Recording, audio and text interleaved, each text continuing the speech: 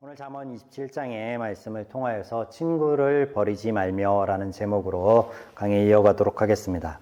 자, 함께 읽은 잠언 27장 말씀 중에 반복하여 등장하는 단어가 있을 텐데 여러분 찾아보셨는지 모르겠습니다. 친구라는 단어가 유독 많이 좀 반복되고 있습니다. 친구의 사전적인 의미는요, 가깝게 오래 사귄 사람입니다.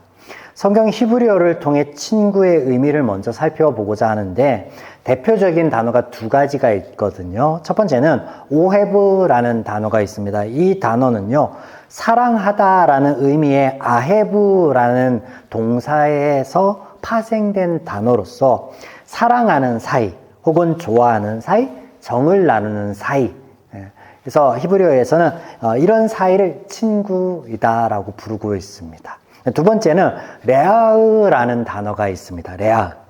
이 단어는 가축을 돌보다라는 의미의 레아라는 동사에서 파생된 단어입니다. 그래서 의미는 동고동락하며 가까이에서 돌보아주는 대상 혹은 사랑을 의미합니다. 오늘 본문을 통해서 그렇다면 누가 우리의 이런 친구이며 또 우리는 어떤 친구가 될 것인가에 대해서 고민해 보는 시간 갖도록 해보겠습니다. 5절 말씀, 본문 5절 말씀 보겠습니다. 5절. 면책은 숨은 사랑보다 나으니라. 자, 면책.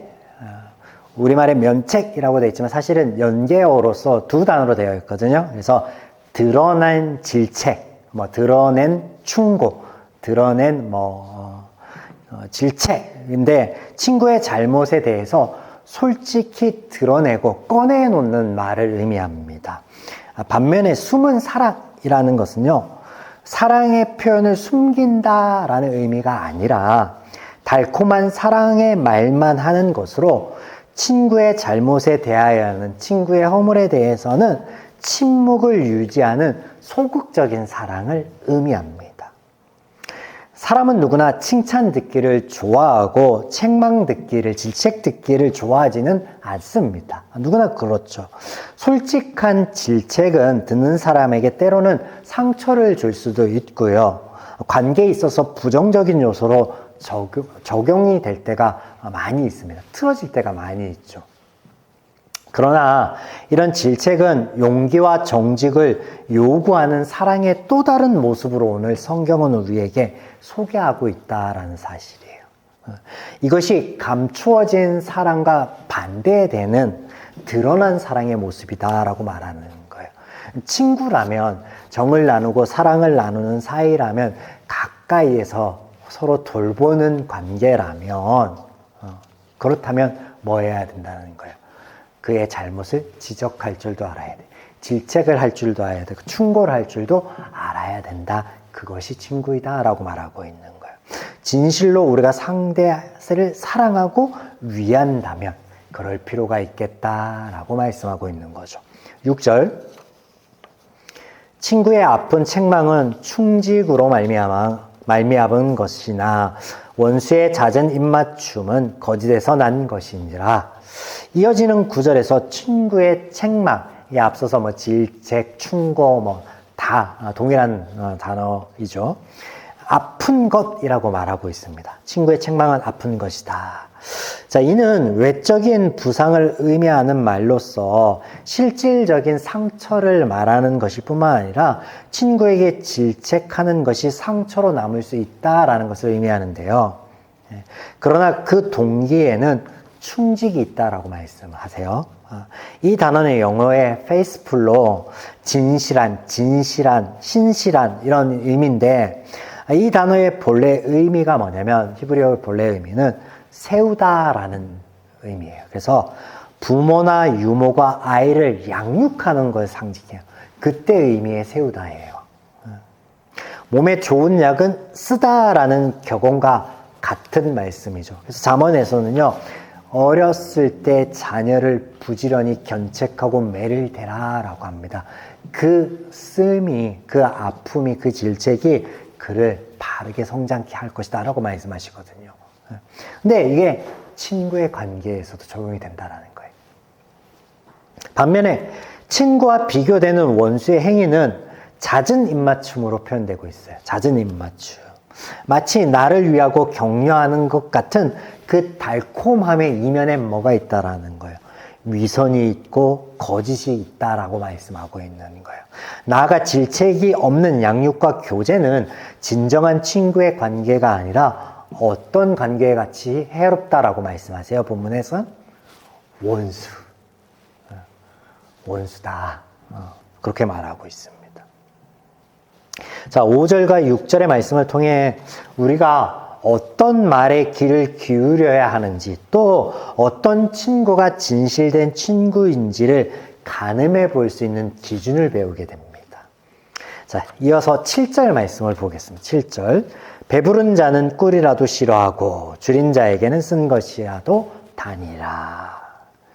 자, 7절 말씀은 표면적으로 보면 배가 부른 사람에게는 그 귀한 꿀이라도 쓸모가 없고 줄인 자에게는 아주 쓸모없는 쓴 하찮은 음식이라도 유용하다라는 격언으로 보입니다. 표면적으로는 그렇게 보입니다. 그러나 이것을 비유로 보고 앞에서 우리가 함께 나누었던 구절들과 연관시켜 보면요, 다음과 같은 결론을 돌출해 볼 수 있습니다. 모든 것에 있어 풍족한 사람은 그 풍족한 마음으로 교만하여질 수 있으며 충고를 들을 때 그것을 수용하기 어렵고 오히려 그것을 멸시하는 상태가 된다라는 것이죠. 비단 이는 친구의 질책이나 충고뿐만이 아니라 하나님의 말씀을 들음에도 동일하게 적용해 볼 수 있는데, 죄인의 교만하여진 마음은요, 하나님의 말씀을 듣지 않고 멸시합니다. 그러므로 예수님께서는 우리에게 심령의 가난함이 복이다 라고 말씀을 하시는데, 이 심령의 가난함은요, 무엇이냐면 겸손한 마음, 열린 마음을 말씀하시는 것이죠. 누구를 친구 삼을까? 라는 문제와 더불어 내게 진실된 마음에서 따끔한 말 한마디 전하는 사람이 있다면 그것조차 감사하며 우리 마음이 겸손한 마음, 열린 마음으로 저를 수용할 수 있기를 소망합니다. 9절. 기름과 향이 사람의 마음을 즐겁게 하나니 친구의 충성된 권고와 이와 같이 아름다우니라. 지금 계속해서 공고, 질책, 충고 이렇게 나오고 있는데 동일한 의미의 말들이 이어지고 있는 거예요. 자, 9절은 친구의 충고가 주는 즐거움을 어디에 비유하고 있냐면 기름과 향에 비유하고 있습니다. 이스라엘 백성들의 삶에서 매우 밀접한 기름과 향은요, 고대 근동의 삶에서요, 다방면에 아주 유용하게 사용되었습니다. 잠깐 좀 소개해보면 상처와 질병의 치유에도 사용이 되었고 장례용품으로도 또 제의용품으로도 사용되었습니다. 또한 몸을 정결케 하고 아름답게 꾸미는 화장품 등에서도 사용되었습니다. 특별히 향은 이 기름과 더불어서 섞어서 머리나 손과 발에 발라서 사용을 하였는데요. 기온이 높았던 그 근동 지역에서는요, 땀으로 인해 몸에서 나는 불쾌한 냄새를 해소하기 위해서 이것이 꼭 필요한 과정이었다라고 합니다. 그 밖에 제의나 장례에서도 사용되었고, 오늘날 디퓨저처럼, 방향제처럼 집안에 뿌리기도 하였다라고 합니다. 그러니까 그 높은 열 때문에 주 재료가 됐던 흙이나 나무 같은 데서 좀 불쾌한 냄새가 날 수도 있는데 이것을 이용해서 향이나 기름 바른 향을 이용해서 그걸 뿌려서 사용했다라는 거죠. 또 손님이 오면 물에 타서 주거나 수염이나 얼굴이나 손 같은 데 발라주어, 발 같은 데 발라주어서 존경과 존중의 예의를 표현했다라고 합니다. 그래서 이런 배경에서 복음서에 보면은 그런 내용들이 등장하죠. 예수님 발에 향유를 부었던 여인의 이야기도 등장하고. 자, 이렇듯 사람의 마음을 즐겁게 해주며 삶을 유용하게 풍요롭게 해주는 기름과 향을 어디에 비유하고 있습니까? 친구의 충고, 권고에 비유하고 있다라는 거예요. 사실 충성된 권고만으로는요, 기름과 향의 풍요로움을 우리 삶 가운데 가져다 주지는 못합니다. 이게 무슨 말이냐면, 날 향해서 따끔한 질책, 충고를 해줄 수 있는 사람이 있는 것, 그것 자체만으로도 우리에게 유익한데, 앞서 비유로 설명되었던 향이나 기름처럼의 삶 가운데, 나의 삶 가운데 유용함은 어떻게? 존재만이 아니라 그렇게 나에게 들려오는 충고와 질책과 이런 것들을 우리 마음에 받아들일 때 일어나는 현상이죠. 받아들일 때 누릴 수 있는 풍요로움이다라는 것이죠. 그래서 받아들임에 대해서 더욱더 강조가 되고 있는 것입니다. 받아들임.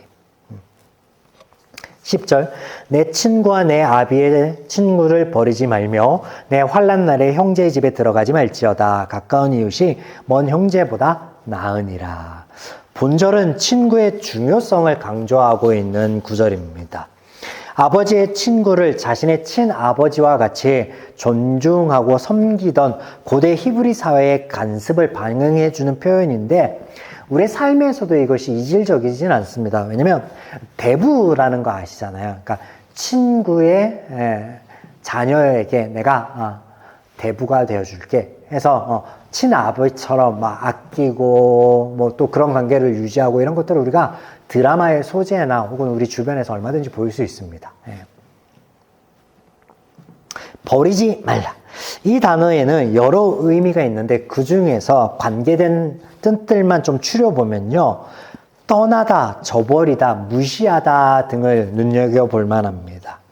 앞서 나에게 진실된 충고 한마디를 할 수 있는 용기 있는 자가 친구이다 라는 것을 전제로, 그런 친구가 우리의 곁에 있다면 그 친구를 떠나지 말 것에 대해서 말씀하시며, 또 더불어서 지켜야 된다. 무엇을? 그 친구와 더불어서 도리를 지키고 의리를 지키고 예의와 예절을 지켜야 된다라고 말씀하시는 것이고, 또한 그 친구를 무시하지 말라. 이 말은 뭐예요? 존중해줘라, 아껴라 라는 말이에요. 그래서 오늘 그 버리지 말라 라는 이 단어가 뭐라고요?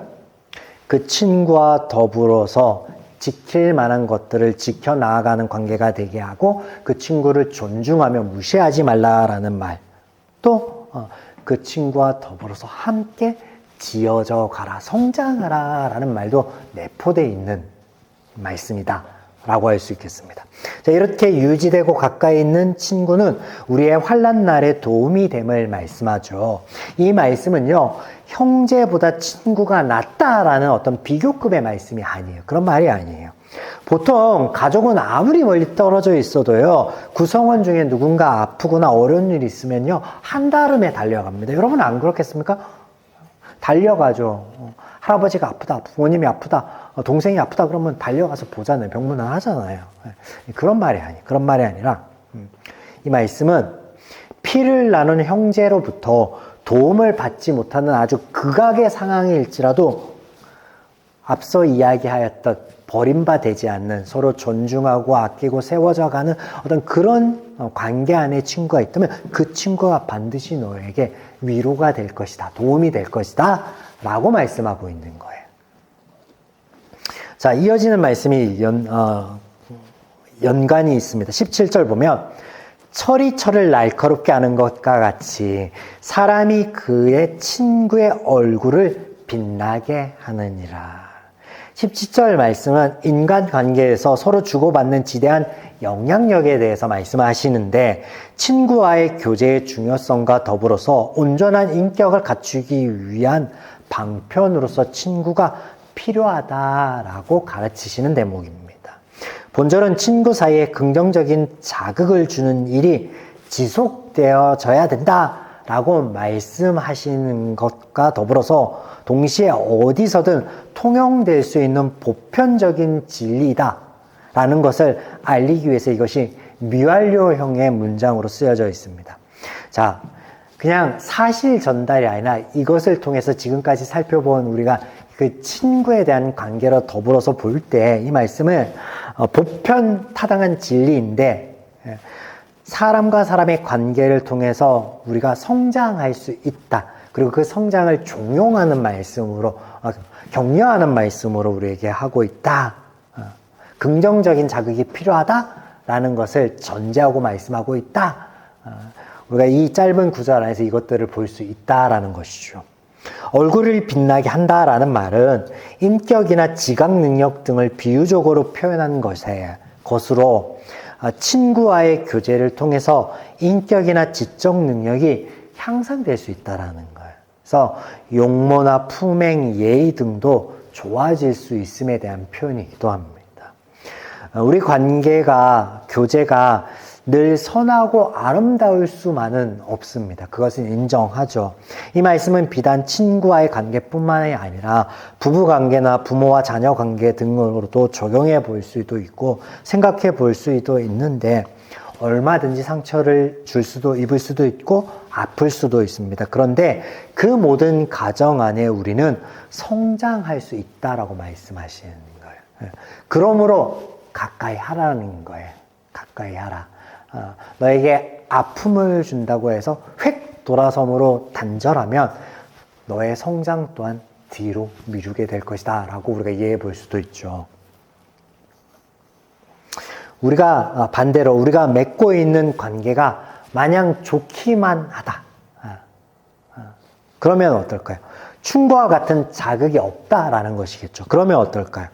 그러면 이것은 발전이 없는 관계일 테고 우리가 서두에 살펴본 것과 같이 달콤한 입맞춤을 자주 하는 원수의 관계이다라는 거죠. 유익이 되지 않는다라는 거예요. 그것을 친구의 관계라고 정의 내리지 않는다라는 거예요. 오늘 성경에서. 19절 말씀 보겠습니다. 물에 비치면 얼굴이 서로 같은 것과 같이 사람의 마음도 서로 비치니라. 자, 본문을 두 가지로 이해해 볼 수 있는데요. 먼저는 만일 내가 내 자신을 보기 원한다 하면 거울이 아닌 너의 마음속을 들여보라 라는 의미가 됩니다. 오늘 자신의 마음을 자세히 들여다보면 내 마음 안에 있는 게 무엇인가 자세히 들여다보면 지금 내가 삶을 살아가는 모습들, 삶의 자세들 이런 것들을 통찰할 수 있다라는 말씀이 되겠죠. 또 사람의 마음은 다른 사람에게 비친다라는 의미로 이 본문을 볼 수 있는데 마치 수면 위에 내 모습이 투영되는 것처럼 다른 사람의 내 마음이 투영된다라는 의미겠죠. 그래서 우리 마음은 상대에게 그대로 전달이 됩니다. 그리고 그 상대를 통해서 때로는 내가 인지하지 못하는 그런 나의 본 모습을 그 상대를 통해서 알 수 있다라는 말씀이 되겠죠. 무엇보다도 내 모습이 비춰진 그 상대가 있어서 나 자신을 통찰할 수 있는 기회가 있다면, 그런 친구가 있다면 그 친구의 존재 자체가 우리에게 무엇이다 라고 말씀할 수 있겠습니까? 복이다 라고 말씀할 수 있죠. 어찌 상대에게 비친 나의 모습이 선하고 좋기만 할 수 있겠습니까? 비록 부족하고 모난 모습이어도 상대를 통해 내가 깨닫게 된다면, 알게 된다면 그러면 개선의 여지가 있잖아요. 그러므로 존재하는 것만으로도 또한 복이다 라고 할 수 있죠. 부끄럽고 민망한 것은 잠깐입니다.